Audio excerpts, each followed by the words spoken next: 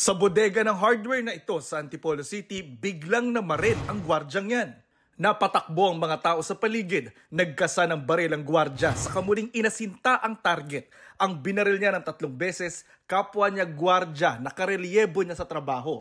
Dead on the spot ang 34 anyos na biktima. Ayon sa pulisya, nag-ugat ang pamamaril sa pagka-late ng 30 minuto ng biktima sa trabaho. Yung suspect natin ay parang buong araw nang nagjo-duty at initially sa kabi niya, parang araw-araw na lang na late yung masama niya. Tapos nagkaroon sila ng pagtatalo at napuno na, no, yung suspect. Sumuko sa iba pang kasamahang gwardya sa bodega ang 35 anyos na suspect. Narecover din ang issued firearm na ginamit sa krimen. Ayon sa suspect, matagal na silang may alitan ng biktima. Mga ilang araw na po.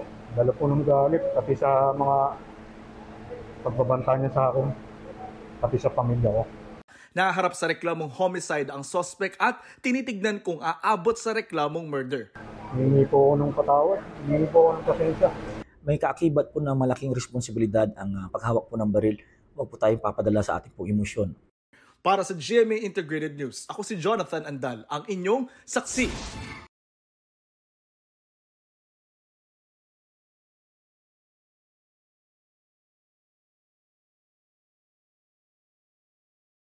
Mga kapuso, maging una sa saksi. Mag-subscribe sa GMA Integrated News sa YouTube para sa iba't ibang balita.